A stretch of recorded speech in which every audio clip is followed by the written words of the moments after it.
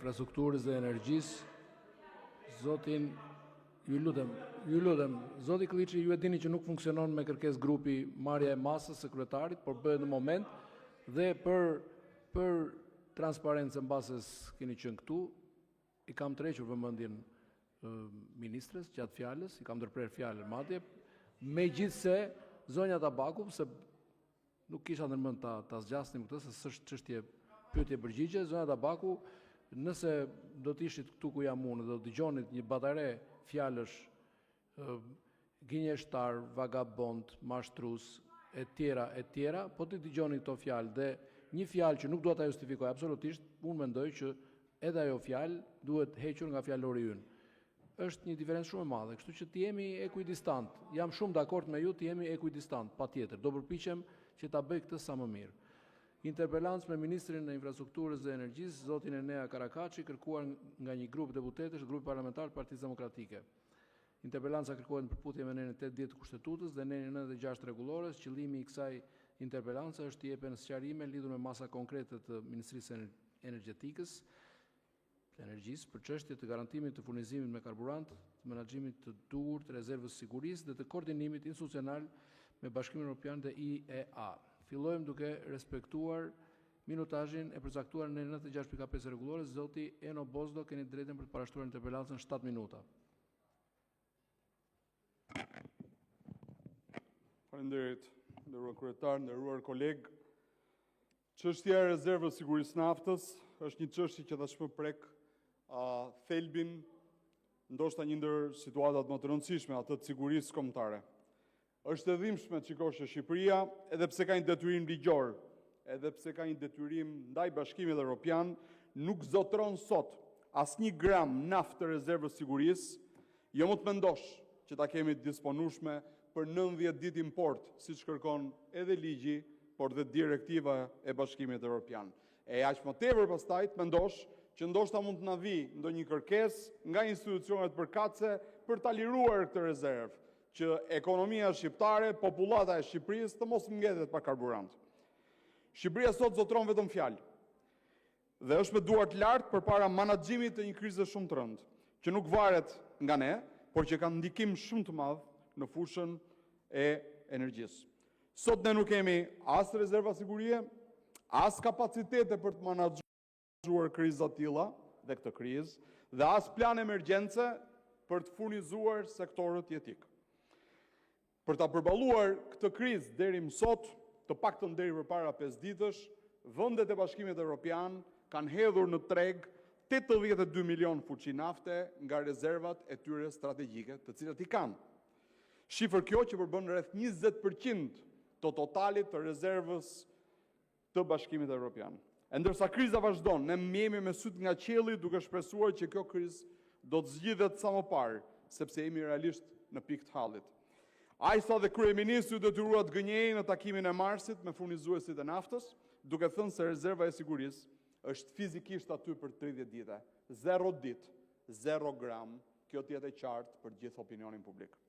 Ndërkohë, e vërteta është se jemi me duart lartë dhe ky fakt na nxjerr në dritë shumë të keqe me vetveten, por edhe me partnerët tanë të Bashkimit Evropian.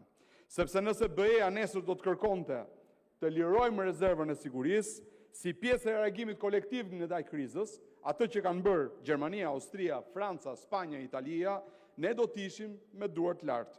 Do të ishim shteti i vetëm i rajonit që nuk ka çfarë të jap, sepse nuk ka asgjë për të ruajtur. Kjo nuk është retorik politike që thuhet sot apo që harrohet nesër. Ky është vetëm konstatim i dhimbshëm i fakteve. Angazhimi i Shqipërisë ndaj ligjit të saj, po edhe ndaj Agjencisë Ndërkombëtare të Energjisë dhe ndaj Bashkimit Evropian, direktivës përkatëse të Bashkimit Evropian, është detyrim ligjor për rezervë të barabartë me 61 ditë konsum ose 90 ditë import, cila do qoftë më e lartë. Por ne i kemi shkelur angazhimet tona me dyja këmbët. Zoti Ministër, kjo është çështja për cilët kam kërkuar interpelancë, ju duhet jeni sot shpjegime pse ndodhemi në këtë gjendje. Pse Shqipëria nuk e ka respektuar këtë detyrim.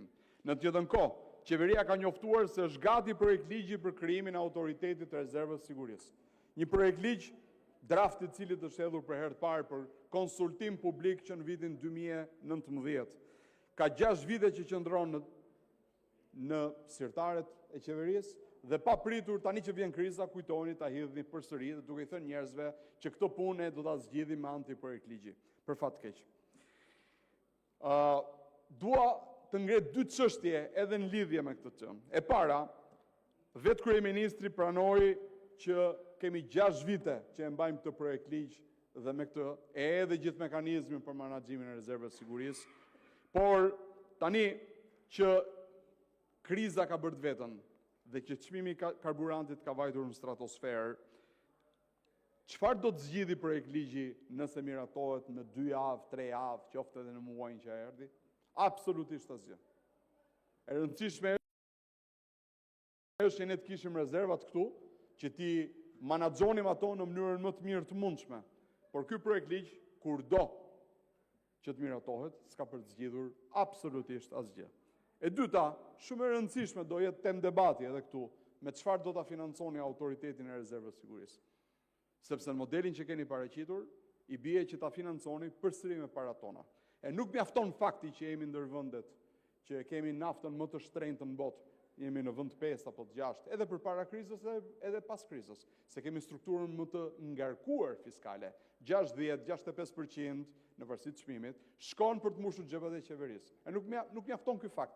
Tani do i ngarkoni taksapaguzëve dhe financimin e rreth 300 milion eurove, se kaq do kushtoj minimalisht mbushja e rezervës sigurisë, pa llogaritur pastaj dhe infrastrukturën shtesë. Dhe këtë gjë duhet t'ia shpjegoni shqiptarëve. Ndoshta e bëni sot, ndoshta e bëni kur të vi projekt ligji, po është diçka që nuk kemi ndërmend ta kalojmë pa një debat fort.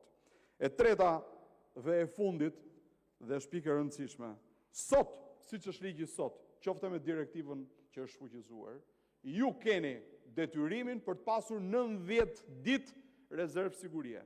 Për momentin kemi 0. Kush e ka përgjegjësinë këtu? E para ministria. E dyta, autoritetet inspektuese. E treta, sektori privat, se ky është modeli që keni zgjedhur. Tani, do desha të di prej jush, a keni bërë ndonjë përpjekje për të sqaruar situatën?